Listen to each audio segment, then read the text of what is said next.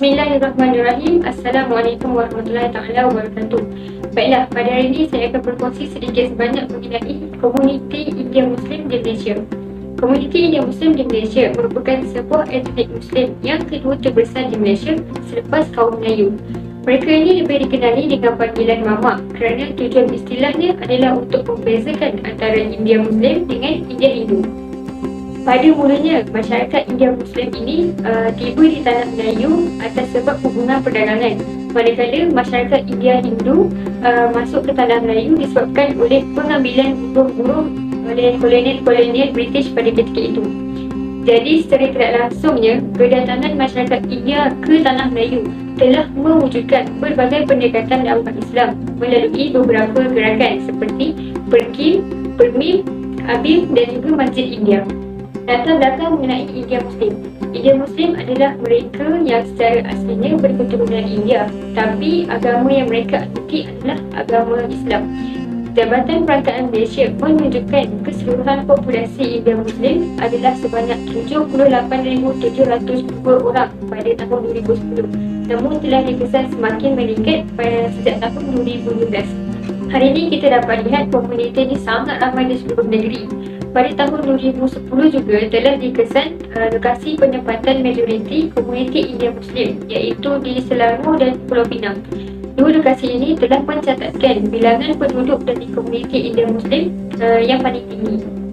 Sebagai info tambahan, menurut kebanyakan sejarawan, mereka berpendapat bahawa 95% kedatangan dan kewujudan orang India di Tanah Melayu adalah berlaku antara sekitar tahun 1786 sehingga 1957.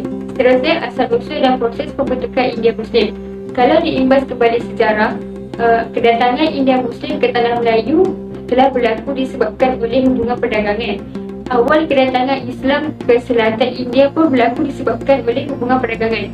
Jadi daripada situ, rantaian penempatan pedagang Muslim telah tumbuh di sepanjang kawasan Pulau Coromandel. Lebih-lebih lagi di kawasan bandar-bandar sebelah pantai timur India seperti wilayah Tanjamur, Ramanathapuram dan Tirunelveli. Para pengkaji juga mencatatkan bahawa selain berasal dari selatan India di Malabar dan pantai Coromandel, komuniti India Muslim juga berasal dari bahagian utara.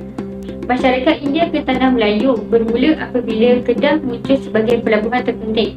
Maka mereka bernaung di bawah Persekutuan India Muslim Malaysia, iaitu PERMIM, yang merupakan pertubuhan gabungan persatuan-persatuan India Muslim seluruh Malaysia.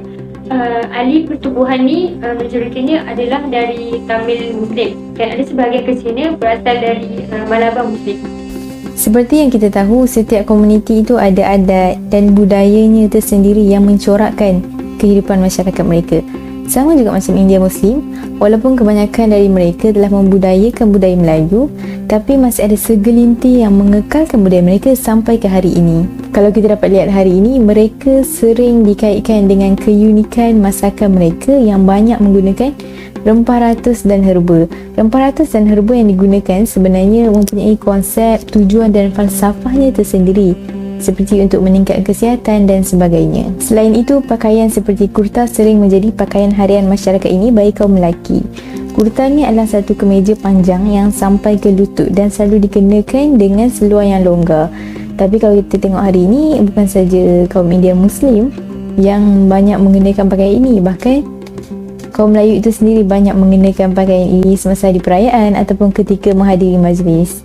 Komuniti India Muslim di Malaysia pada hari ini majoritinya menggunakan bahasa Melayu, Tamil dan Malayalam sebagai bahasa untuk mereka bertutur.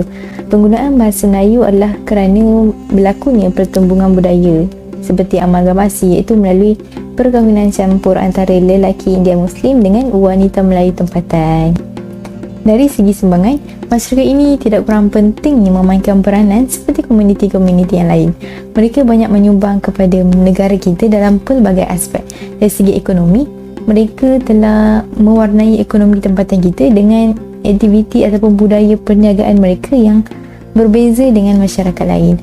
Mereka sememangnya mempunyai kemahiran yang tinggi dan strategi yang tersendiri dalam perniagaan mereka. Mereka suka bermula dengan kecil-kecilan dulu dengan tujuan mencipta modal bagi membuka cabang yang lebih luas.